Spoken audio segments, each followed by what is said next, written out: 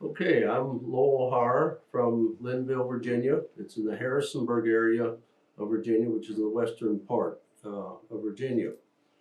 I've lived there at the same place for 45 years. I was a self-employed cabinet maker for 32 years. And in that time, I employed a young man who had built several flintlock rifles. And that's what got me started. He coached me on my first rifle, and that was 1985. I've used that rifle. I'm a hunter, and so I've used that rifle very extensively. Killed a lot of game with that first rifle. 54 caliber, 38-inch Getz barrel. It was the heart of it with a Siler lock, and that's served me very well in my hunting experience. In those early years of muzzleloading and that interest, I watched Herschel House had a video that American Pioneer Video had put out, and it also had a booklet with it. And I'm about to wear out that old VHS in watching Herschel over and over. So it was a dream of mine to be able to someday meet Herschel, and it got better than that. I was able to be in a class with Herschel House, and so the first piece of metal that I ever forged was this butt plate. The first day, made several butt plates. This was a 9-day class in forging the iron mounts, and then go ahead and stocking the gun and finishing it out. In that class, we did not get the whole rifle finished. It was, all the parts were on it. That's as far as it went. I would have to say, except the patch box, I did that on my own. The second day in that class, we did trigger guards. 3 brothers, Herschel, John, those were the 2 main ones in the class, and Frank joined us on the 3rd day when we did the trigger guards. And so that was a very good experience, actually working and learning a whole lot from Herschel and John and Frank. I tried to make my rifle as much as I could in the style of Herschel, even in terms of copying some of the carvings that he had done on a rifle. There was a few things I changed for my taste. The patch box was after the class, but it was also from patterns I took from Herschel's book that was put out by American Pioneer Video. So this was rifle number 12 that I had built. In those years of cabinet making, there would have been about 20 years I built several rifles as a hobby just on the side. And so in 2005, because of health issues, I quit cabinet work and began to build rifles as a half-time occupation. I'm also a pastor, which is half-time, and so those two, up to this day, I've been doing together. Lay that down here. Early on in my gun making, there was a rifle that I liked very much by Alexander Walker. Alex Walker, it was signed, and he was from Rockbridge County, an original builder. I liked the architecture very much of that rifle, and I was challenged when a customer asked about copying the original handmade lock. I thought that would be almost too much of a stretch, and yet at the same time decided, yes, this is my opportunity.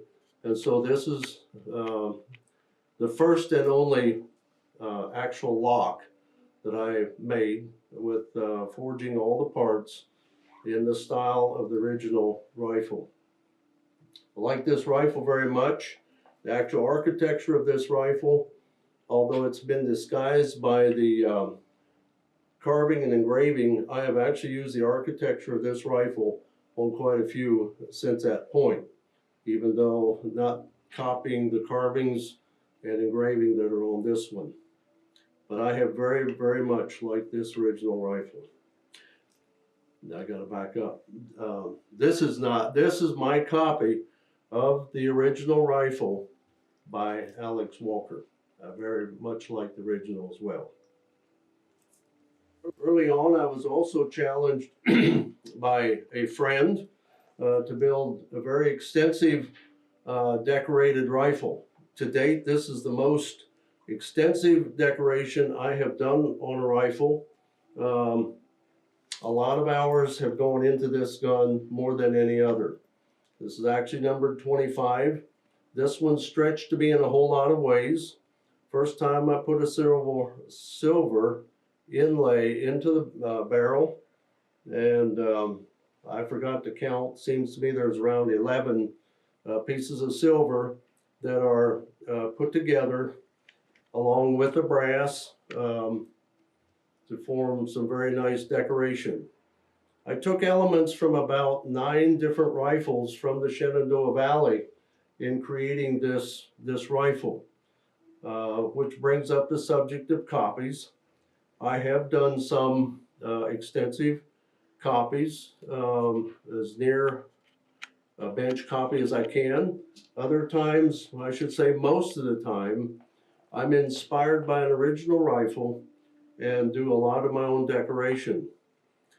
We learn just like a child in picking up our own vocabulary of decoration, whether it's in the wood carving or the engraving. And we learn by, hate to say it this way, but copying what we see. As we do that, our vocabulary of decoration increases more and more, and we get more comfortable with those and eventually develop what we would call our own style. And so some of these decorations that are on this rifle, I have used extensively in rifles since. I have several rifles with wood that comes from my home place in Indiana where I grew up. This is one. The rifle I did in Herschel House's class was one of those. I have another one that I was hunting with this past week with wood that comes from my home place in Indiana. And so this is a keepsake. What I hope well, I know the kids already are talking about who gets which rifles, and this is one that they're going to like very much. A lot of decoration, a lot of wire decoration, silver wire, and inlays in it that highlight the carving, the wood carving, and trying to blend the two together in an artistic form that is appealing and not overdone. And so that's always an interesting thing as an artisan, to try to find that balance where enough decoration but not too much. I like this rifle very much, and it will stay in my family. My kids will keep this one. It's been in the last several years that I have done a number of pistols. I've done several to match rifles that I have built. This one does not match any rifle that I have done. This is a personal gun. This walnut comes off the property right there below my shop. It's walnut. I've done a lot of wood carving, a lot of engraving on this little pistol. And in this, just last week, I shot a deer with this pistol, the first time I was able to do that. And so this has been a highlight for my hunting, was to be able to kill a deer with a flintlock pistol. Every fall, just before hunting season, and in the spring when people have been cooped up all winter long and want to get out, I get inquiries, do you have a just plain, nothing fancy rifle to hunt with? Those 3 descriptions I get quite a bit. And so about a year ago, I decided if you can't beat them, join them. And so I've started doing what some would call a shimmel, a poor boy, a barn gun. And my black powder friends call me Sparky. And so Sparky is building some of these that I'm calling Sparky's Nothing Fancy Hunting Rifles. It's just the basics. The term lock, stock, and barrel comes from the term of muzzleloading, where it's just the basics of a rifle. I have added a butt plate that a lot of the barn guns did not have. I feel it's very necessary to get proper balance of the rifle, and it's also, I don't like jamming the buttstock down into the ground when we're loading. This poured muzzle cap has somewhat become a feature of mine, and so I put that on this Sparky gun sort of as a trademark. This is what I'm trying to do, the most economical rifle that I can do. This one is just about ready to finish out. It is up to this point just been finished with files, and I will use scrapers much in the way they did in the 18th century, and it'll be just a basic Sparky's hunting rifle. So this one will soon be ready to go. I also like making the stuff you hunt with. It's hard for me to walk by a bone pile in the woods. This bone I found, it looked like it'd make a nice handle, so I ended up making a knife. This particular blade came from a file. But I do a lot of things with stuff I find in the woods. I love turtle shells. Now I can't sell anything like this. We have to be careful as we use animal parts and so on in making of accoutrements to use with our guns. But I like turtle shells. Makes a very nice powder flask. This is some of that Indiana wood. So this is a special one to me. This is a personal one that I carry. Has a couple different powder measures on it that I would use as well. I like to make powder measures out of all kinds of stuff. This happens to be a turkey leg bone from one I killed, and so I use that. I like to use stuff that connects me to stuff that I've done in the past. Here's another little bone. This is a touch hole pick. Picked up that little bone. I said I'd make something out of it, and made a touch hole pick out of that. Talking about turtles, I've often said I want to find a small one for a priming flask. Here again, you can't go out and kill a turtle. I have a friend who ran over this with the excavator and didn't know if it was going to make it, so he set it off to the side, came back the next day, and it was no longer living. So he saved it for me. This is a treasured item, both having come from a friend and also a turtle flask, priming flask to match my big hole. I think a lot of accoutrements to use with my hunting items. This is a speed loader, you might call it. The powder is kept in this chamber, the patch ball, and this is a short starter. And this is still loaded. It's the same chunk of wood that went with a pistol, and I killed a deer last week, with the ball that's missing here. But this is one of the items I carry with me to hunt. A friend and I were in a group called Beaver Creek Long Knives, and they had given a medallion, and it was laying there on my workbench. And I was working one day and saw that, and I thought, I need to make a priming flask like a beaver. And so one of the problems of an artisan like myself, I have no rest until I go and make it. And so before the day was out, I had made one of these beaver priming flasks. And I've ended up selling quite a few of these. They're very attractive little priming flasks. And so I like stuff like that. Talking about accoutrements to go with the guns, this again is out of the same chunk of wood as the rifle. I like to make accessories that go with the gun that came out of the same chunk of wood. To me, these are not sterile pieces of wood. They have character, they have heart.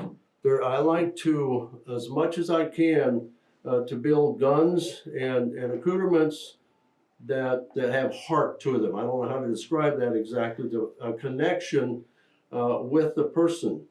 And so I have different times made accoutrements out of the same piece of wood that I've made a rifle for a customer. I recently, about a month ago, finished a gun for a fella whose, I don't know how many greats, grandfather had been in Daniel Morgan's rifleman group. And so he won a rifle that would be, could very possibly have been carried in Daniel Morgan's march in the war. His ancestor was from Winchester, Virginia, and so together we discussed what he wanted, and we chose to build a rifle in the style of Adam Haymaker, who was a Winchester builder.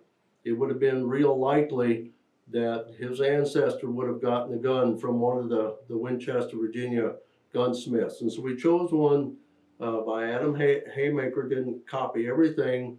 He ended up wanting some embellishments from other rifles that I had there in the shop. But the basic architecture and parts were like the original Adam Haymaker rifle. And so that was the connection that my customer would have had. This gun was a heart thing for him. There again, I don't quite know how to describe that.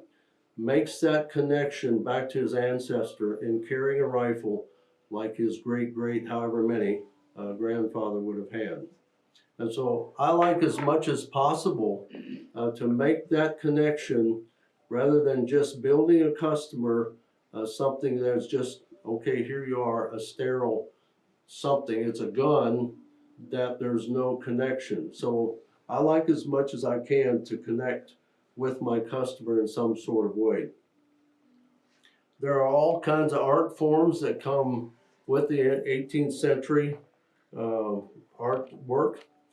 I love to hunt squirrels, and this is a priming flask I made many years ago. And scrimshaw is where you take and scratch into the surface and put ink in it, and then it stands out. Squirrel sitting there in the crotch of a tree. Also carved a couple acorns on the bottom here. And so this is a personal thing, goes with my squirrel rifle. All sorts of things can be made in the style of the 18th century or a little bit of imagination. This stopper here, made of a deer leg and bored out to the right size. This is a ball bag, 54 caliber balls that goes with my original hunting rifle. All sorts of things I like to make. More items, hand forged screwdriver. Always carry one of those in my hunting bag. Another sort of a priming flask from a deer antler. I don't call myself a bladesmith or a knife maker, although I have made quite a number of knives. Here again, a deer antler handle. This would have been forged, and this blade was a file. I went through a spell of I'm not sure how many years that I'd make a knife, and my goal for that hunting season would be to gut a deer with that knife. This knife has ended up one that I take to living history events that I do. Personal knife I've carried quite a bit. Another knife I just picked up there in the shop. This blade was forged from a forge harvester tooth, and deer antler handle, little decoration on the back with an engraved brass cap on. So all kinds of things. The artisan is only limited by his own lack of imagination. If you've got any imagination at all, and I'm convinced that that's the way the 18th century builders did. Yes, there was the apprentice system that they learned from their master, but I think too they had imagination, and they made a lot of things out of their own creativity, which is what I like to do. I like to build in the style of the 18th century, and yet not direct exact copies. Yes, I do those, but my heart really is a user-friendly piece of equipment, whether it's accoutrement or a rifle or pistol, that's very user-friendly and has good architecture, and yet my own creativity in it. And so it, from my perspective as a gun maker, it's a blend of, I tend to say, in the style of a certain original maker, even though it's got a lot of my own influence in it.